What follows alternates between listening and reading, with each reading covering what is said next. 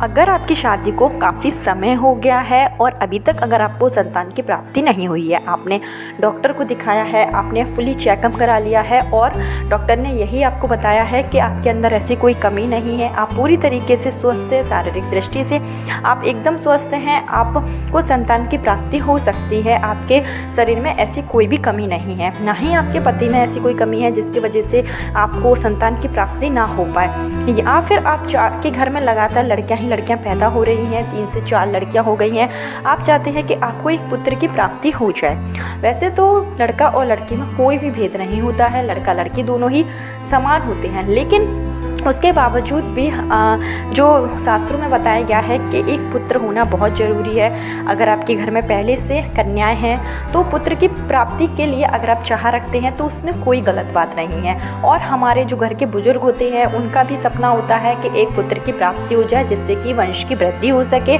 और साथ ही साथ पुत्र प्राप्ति जो होती है वो कुछ ज़रूरी भी हो जाती है। पुत्र जो होता है उससे माँ बाप को मोक्ष प्राप्त होती है। तो अगर आप भी चाहते हैं कि आपको एक पुत्र की प्राप्ति हो जाए, आपको संतान की प्राप्ति हो जाए, और आपने कई उपाय भी कर लिए हैं, आपने डॉक्टर को तो दिखाया ही है और साथ ही साथ आपने कई उपाय भी कर लिए हैं, लेकिन उसके बावजूद भी अगर आपको अभी तक संतान का सुख नहीं मिल पाया है तो ऐसे में इस वीडियो में मैं एक सरल सा उपाय आपको बताऊंगी जो आपको करना है पूर्णिमा के दिन। आप महीने की किसी भी पूर्णिमा के दिन यह उपाय कर सकते हैं। जैसे कि अगर आप चाहते हैं कि इस महीने की पूर्णिमा जो कि आषाढ़ महीने में है, आषाढ़ महीने में अगर आप जुलाई में अगर आप चाहते हैं इस उपाय को करना तो जुलाई में जो गुरु पूर्णिमा पड़ेगी वो पड़ेगी 21 जुलाई को।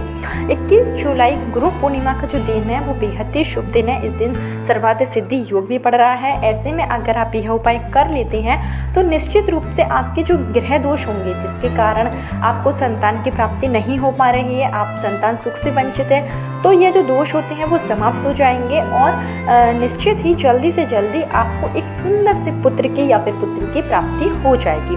अगर आप पुत्र प्राप्ति की कामना करते हैं तो आप उस तरीके से उपाय कीजिए, अगर आप संतान प्राप्ति की कामना करते हैं तो आपको फिर उसी तरीके से उपाय करना होगा। तो उपाय किस तरीके से करना है इसकी संपूर्ण जानकारी आपको इस वीडियो में दी जाएगी। तो आगे उपाय बताने से पहले हमेशा की तरह आपसे मेरा निवेदन है कि अगर अभी तक आपने मेरा चैनल महादेव के उपाय को सब्सक्राइब नहीं किया है तो चैनल को सब्सक्राइब जरूर कर लीजिए। वीडियो पसंद आए तो लाइक कीजिए और कमेंट बॉक्स में हर हर महादेव जरूर लिखिए, या फिर शिव जी का कोई सा भी प्यारा सा नाम जरूर लिखिए जिससे कि भोलेनाथ की कृपा आप पर हमेशा बनी रहे। तो आपको जो उपाय करना है वो आपको करना है 21 जुलाई गुरु पूर्णिमा के दिन।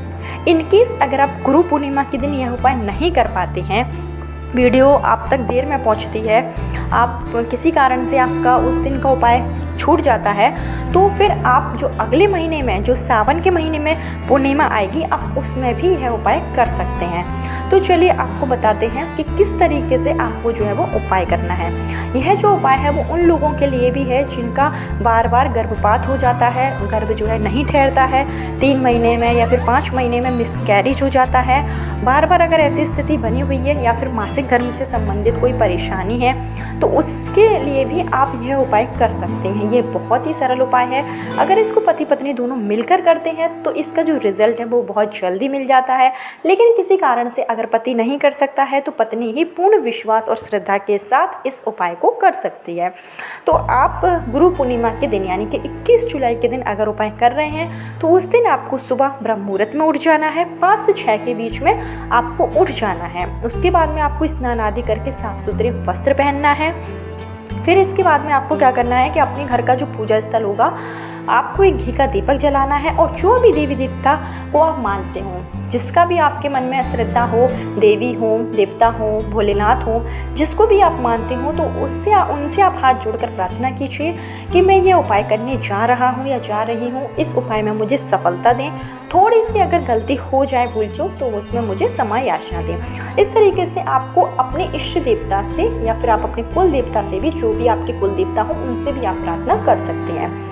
उसके बाद में आपको क्या करना है कि आपके घर में जो कृष्ण भगवान की फ़ोटो होगी या फिर लड्डू गोपाल की फ़ोटो है, लड्डू गोपाल है अगर आपके घर में तो बहुत ही अच्छी बात है, लेकिन अगर लड्डू गोपाल नहीं है तो जो कृष्ण जी का जो बाल स्वरूप है उसकी तस्वीर आपके मंदिर में होगी। उस तस्वीर के सामने आपको सबसे पहले तो माखन मिश्री का प्रसाद चढ़ाना है।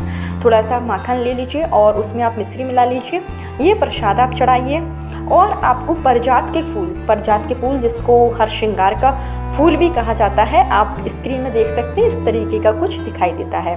तो इनकी जो संख्या है वो आप रखेंगे 3 रखेंगे, 5 रखेंगे, 7 रखेंगे, 11 रखेंगे, यानी कि विषम संख्या में आपको यह जो फूल है वो लेकर कृष्ण जी को चढ़ा देना है, पुत्र प्राप्ति की कामना के साथ, संतान प्राप्ति की कामना के साथ।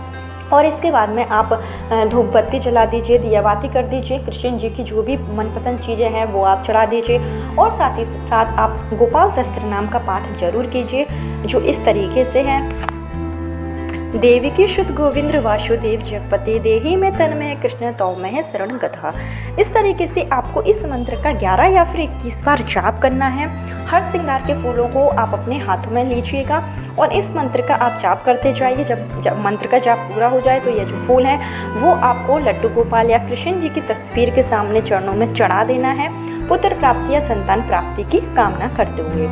उसके बाद में आपको यह जो फूल है वो वहाँ से उठाना है और आपके घर में जहाँ तुलसी घर होगा, जहाँ पर तुलसी का गमला होगा, तो उस गमले की थोड़ी सी आप मिट्टी हटाइएगा और यह जो फूल है, जितनी संख्या में आपने लड्डू गोपाल को चढ़ाए हैं उतने के उतने पूरे फूल उठाकर आपको उस गमले में थोड़ी सी मिट्टी घोदकर अच्छे से दबा देना है। उसके ऊपर से आप थोड़ा मिट्टी को कवर कर दीजिए और घी का एक दीपक आप उस चंद्र पर जलाइए। माँ तुलसी से प्रार्थना कीजिए, क्योंकि जो पूर्णिमा का दिन होता है वो बेहद ही शुभ दिन माना जाता है। इस दिन जो देवी शक्तियाँ होती हैं वो बहुत ही पावरफुल हो जाती हैं और आपकी जो प्रार्थना है वो जल्दी से जल्दी सुन लेती हैं। हमारे भूमंडल पर ऐसा ग्रहों का नक्षत्र बनता है कि अगर आप पूर्णिमा के दिन उपाय करते हैं तो निश्चित रूप से सफलता जरूर मिलती है। तो जब आप ये दबा दें फूल को और आप तुलसी जी से प्रार्थना कीजिए, आप विष्णु श्री हरि विष्णु से प्रार्थना कीजिए, जगत के पालनहार करता है उनसे आप प्रार्थना कीजिए कि पुत्र प्राप्ति की कामना है, संतान प्राप्ति की कामना है, तो ये प्रार्थना आपकी निश्चित रूप से सफल होगी। और साथ ही साथ अगले दिन से यानी कि 22 जुलाई से सोमवार के दिन से सावन लगने जा रहा है। तो जो सावन का महीना होता है वो बहुत ही पावन महीना है। अगर आपको पुत्र प्राप्ति की कामना है तो आप सावन के महीने में गाय को हरा चारा जरूर खिलाइए, हरी घास जरूर खिलाइए, गाय माता की जितनी सेवा हो सके उतनी सेवा करिए। साथ ही साथ शिव जी के मंदिर में जाकर 1 लोटा जल जरूर चढ़ाइए। और सावन के महीने में जब भी प्रदोष आए तो आप पुत्र प्राप्ति के लिए यह एक छोटा सा काम आपको जरूर करना है कि 1 कटोरी में आपको चीनी लेना है और चीनी ले जाकर आपको शिव जी के मंदिर में जाना है और शिवलिंग के ऊपर अपने दोनों हाथों से श्री शिवाय नमस्तुभ्यम का जाप करते हुए चढ़ा देना है।